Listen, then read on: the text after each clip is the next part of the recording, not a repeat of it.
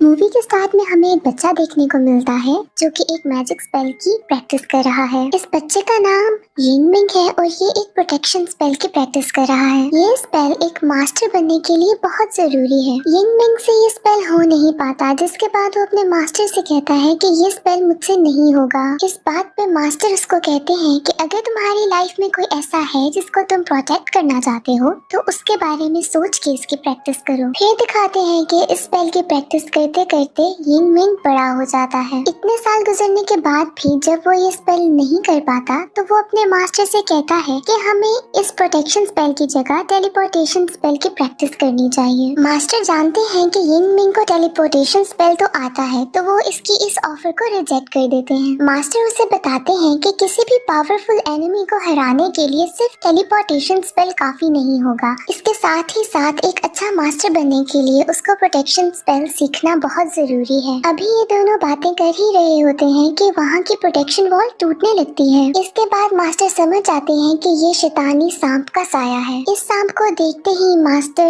यिंगमिंग को किसी दूसरी डायमेंशन में ट्रांसपोर्ट कर देते हैं और इसके बाद अपने 3 गार्डियन स्पिरिट्स को बुलाते हैं। ये तीनों गार्डियन स्पिरिट्स यहाँ मास्टर की हेल्प करने के लिए आते हैं। यहाँ 2 गार्डियन स्पिरिट्स उस प्रोटेक्टिव वॉल को बचाने की कोशिश करते हैं और एक गार्डियन स्पिरिट मास्टर को प्रोटेक्ट करती है, पर इन 3 गार्डियन स्पिरिट्स की हेल्प का कोई फायदा नहीं होता और प्रोटेक्टिव वॉल टूट जाती है। इतने में वहाँ पर यिंगमिंग बाकी स्टूडेंट्स को लेकर पहुँच जाता है। वो सांप इन सब पे हमला करने ही वाला होता है कि मास्टर जी सब स्टूडेंट्स को कहते हैं कि वो प्रोटेक्शन स्पेल यूज करें। जहाँ बाकी स्टूडेंट्स प्रोटेक्टिव स्पेल इस्तेमाल करने लगते हैं, यिंगमिंग मास्टर की बात नहीं सुनता और टेलीपोर्टेशन स्पेल यूज करने लगता है। यहाँ सांप यिंगमिंग पे अपना जहरीला अटैक करने ही लगता है। मास्टर यिंगमिंग के सामने आके उसको बचा लेते हैं। यहीं दूसरी तरफ मास्टर का एक गार्डियन स्पिरिट खुद को सैक्रिफाइस करके सांप को मार देता है। अब यिंगमिंग अपने मास्टर की डेथ से बहुत परेशान है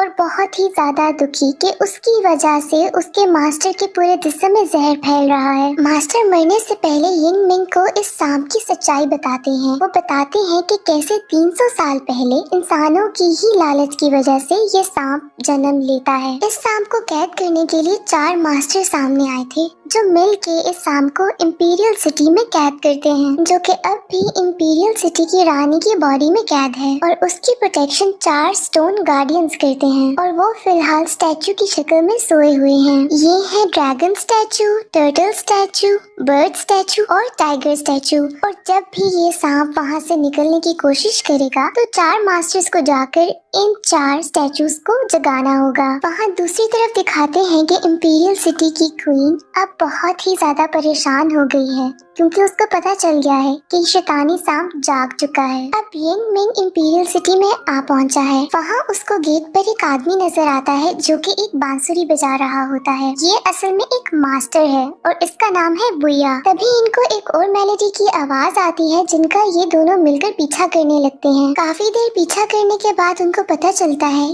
कि ये मेलोडी बेसिकली एक डीमन यानी कि शैतान बजा रहा है। बुया उससे पूछता है कि तुम्हारी हिम्मत कैसे हुई ये बांसुरी चुराने की, क्योंकि ये बांसुरी हमारे राजा की है। यहाँ ये डीमन इनको बताता है कि जब उसकी दोस्त जिंदा थी तो वो महल में गाने गाया करती थी और वो अक्सर इसी धुन को बजाया करती थी। मुझे बस उसकी याद में ये धुन सुननी थी। बुया को शैतानों से सख्त नफरत थी। यहाँ पर वो शैतान को मारने ही वाला होता है कि यिंगमिंग उसको बचा लेता है। यहाँ यिंगमिंग बुया को बताता है कि ये एक डीमन तो जरूर है पर इतना भी कोई बुरा नहीं कि तुम उसको मार दो। बुया यिंगमिंग से कहता है कि ये एक शैतान है और बहुत बुरा है, इसको अच्छाई और प्यार के बारे में क्या पता। यिंगमिंग कहता है कि क्यों नहीं, इसको क्यों नहीं पता होगा। इन्हीं बातों की वजह से यिंगमिंग और बुया में लड़ाई हो जाती है। लड़ाई में यिंगमिंग उसको हरा देता है, जिसके बाद बुया वहाँ से चला जाता है।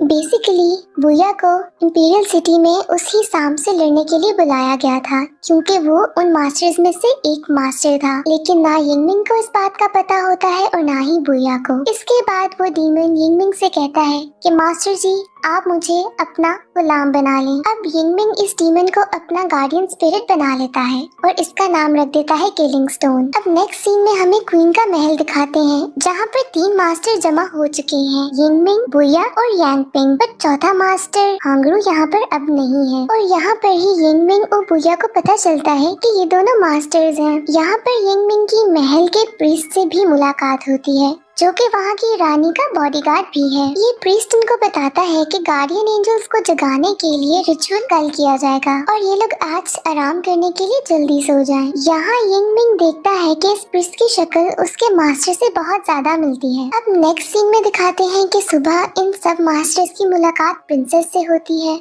और इनको पता चलता है कि सफर के दौरान चौथे मास्टर हांगरू को किसी ने मार दिया है और अब ये मास्टर्स इस बात को डिस्कस करने के लिए रानी के पास जाते हैं। अब यहाँ पर रानी पर्दे में रहने वाली है जो कि सिर्फ पर्दे के पीछे से ही ऑर्डर देती है। रानी यहाँ पर बहुत ही ज्यादा परेशान और गुस्से में आती है कि इतने ज्यादा इम्पोर्टेंट रिचुअल को करने से पहले ही किसने चौथे मास्टर को मार दिया। अब इसके बाद वो रानी सारे रिचुअल की जिम्मेदारी प्रिंसेस को दे देती है। वो साथ ही मास्टर हांगरू की मौत की इन्वेस्टिगेशन करने का ऑर्डर देती है और अपने महल के प्रीस्ट को कहती है कि वो फोर्थ मास्टर बन जाए। अब इसके बाद वो चारों मास्टर्स रिचुअल स्टार्ट कर देते हैं जिसके दौरान ही प्रिंसेस के ऊपर कोई डीमन अटैक करता है। यहाँ पर यिंगमिंग प्रिंसेस को बचा लेता है और बुया उस डीमन की स्पिरिट से रिचुअल को कंप्लीट कर देता है। इसके बाद चारों गार्ड सोल्स जागने के लिए तैयार थे। अब यहाँ पर अचानक से आसमान का रंग बदलने लगता है। इस मौसम के बदलाव से यिंगमिंग और बुया समझ आते हैं कि किसी डीमन ने उन पे फिर से अटैक किया है। इसके बाद ये दोनों प्रिंसेस के रूम की तरफ भागते हैं जहाँ पे वो लोग जाके देखते हैं कि प्रीस्ट मास्टर योंग ही से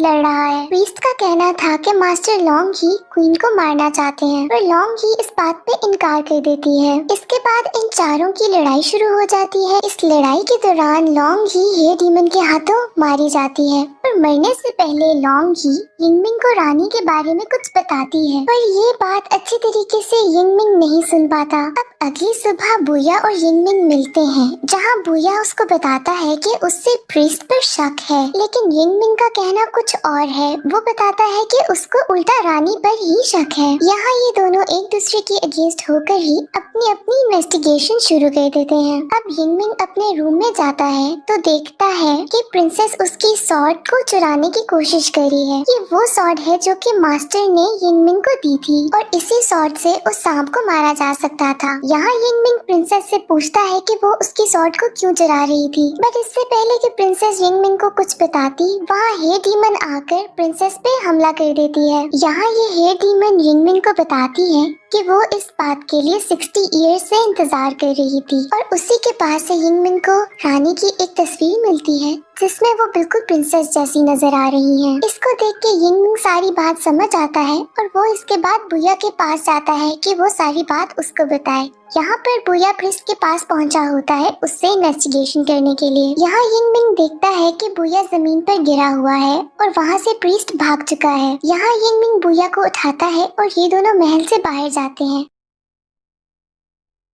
वहाँ पर उनको प्रिंसेस और प्रीस्ट दोनों मिलते हैं। बुया प्रिंसेस से पूछता है कि उसने और प्रीस्ट ने रानी को धोखा क्यों दिया। यहाँ पर यिंगमिंग उसको बताता है कि ये प्रिंसेस नहीं बल्कि रानी ही है, यानी कि प्रिंसेस ही रानी है और रानी ही प्रिंसेस है और जिसको उन्होंने पर्दे में देखा था वो रानी नहीं बल्कि रानी का स्टैचू था जिसको प्रीस्ट कंट्रोल कर रहा था। आखिर ये सब कुछ चल क्या रहा है? तो बात दरअसल ये है कि जब उस सांप ने इंपीरियल सिटी पे हमला किया था तो उन 4 मास्टर्स ने सांप को हरा दिया था जिसके बाद रानी यानी कि प्रिंसेस यांगपिंग ने उस सांप को अपनी बॉडी में कैद कर लिया था जिसके बाद वो इमॉर्टल हो गई और उसके बाद से उनकी उम्र नहीं बदली। अब रानी को उस सांप को अपने अंदर कैद करने के लिए खुद को भी इंपीरियल सिटी में कैद करना था और वो कभी भी अपने महल से बाहर नहीं जा सकती थी। तो अब इतने सालों से महल में रह रहकर प्रिंसेस को नाउमीदी सी होने लगी थी और वो बहुत ही ज्यादा उदास हो गई थी। इसके बाद महल में आते हैं यिंगमिंग के मास्टर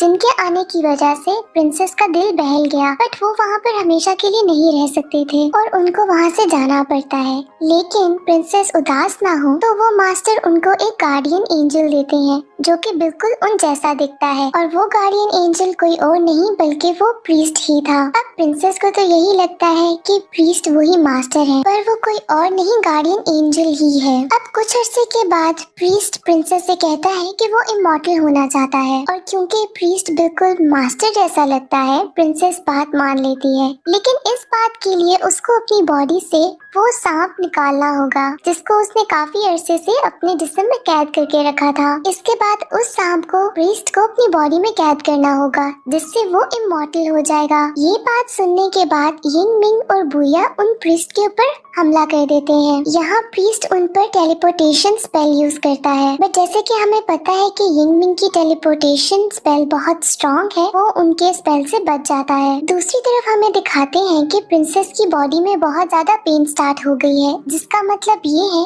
कि वो सांप उनकी बॉडी से निकलने वाला है। अब सांप के निकलते ही प्रिंसेस मॉर्टल हो गई है। इसके बाद वो सांप प्रीस्ट की बॉडी में चला जाता है, जिससे वो प्रीस्ट अब इमॉर्टल हो चुका है। देखते ही देखते प्रीस्ट एक बड़े जहरीले सांप में बदल जाता है और वो अब इंपीरियल सिटी को तबाह करने लगा है। इसके साथ ही साथ वो 4 गार्डियन स्टोन्स एक्टिवेट हो गई हैं, जिसके बाद वो अब पूरी इंपीरियल सिटी के बाहर एक प्रोटेक्टिव लेयर बनाने लगे हैं ताकि वो स्नेक वहाँ से बाहर ना निकल सके। पर यहाँ पर एक गार्डियन स्टोन एक्टिवेट नहीं होता, जो कि एक बर्ड है। अब ये बर्ड इसलिए एक्टिवेट नहीं हुआ था क्योंकि रिचुअल के दौरान प्रीस्ट ने जानबूझ के उसको एक्टिवेट नहीं किया था। अब इसके बाद यिंग मिंग अपने 3 गार्डियन स्पिरिट्स को बुलाता है ताकि वो उनकी मदद कर सके। अब इनमें से एक गार्डियन स्पिरिट तो यिंग मिंग के सामने एक प्रोटेक्टिव वॉल बनाता है ताकि यिंग मिंग को कुछ ना हो, और बाकी 2 उस सांप से लड़ने लगते हैं। अब यहाँ पर हमें बहुत ही ज्यादा हैवी फाइट देखने को मिलती है। जब सिचुएशन बहुत ही ज्यादा आउट ऑफ कंट्रोल होने लगती है तो यहाँ पर प्रीस्ट खुद सामने आता है ताकि वो खुद लड़ सके। यहाँ पर प्रीस्ट उन गार्डियन स्पिरिट्स को मार देता है। यहाँ पर बुया को डर होता है कि ये सांप कहीं इंपीरियल सिटी से बाहर ना निकल जाए। यहाँ पर दिखाते हैं कि वो प्रोटेक्टिव वॉल कंप्लीट हो चुकी है जिसने पूरी इंपीरियल सिटी को कवर कर लिया है। यहाँ पर बुया किसी न किसी तरीके से अपनी बॉडी से उस बर्ड स्टैचू को जगा लेता है और अब वो खुद वो बर्ड बन चुका है, जिसके बाद वो प्रीस्ट के पास जाता है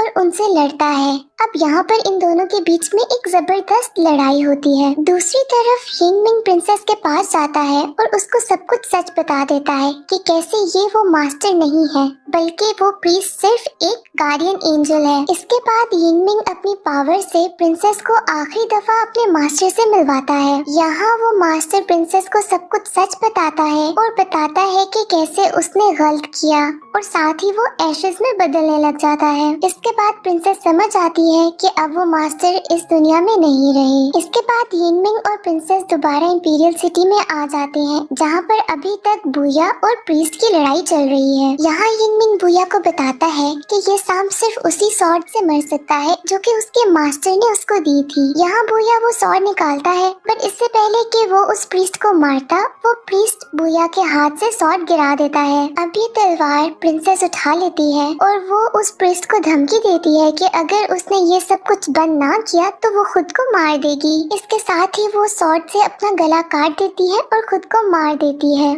ये देखते ही प्रीस्ट बहुत ही ज्यादा टूट जाता है क्योंकि वो काफी अरसे से प्रिंसेस के साथ था और ये दोनों बहुत क्लोज हो चुके थे। अब इस बात का फायदा उठाते हुए बुया इस प्रीस्ट पे हमला करता है। यहाँ पर सांप के साथ साथ प्रीस्ट दोनों मर जाते हैं और इस तरह से प्रोटेक्शन वॉल खत्म होने लग जाती है, और इसके साथ ही यहाँ पर मूवी भी एंड हो जाती है।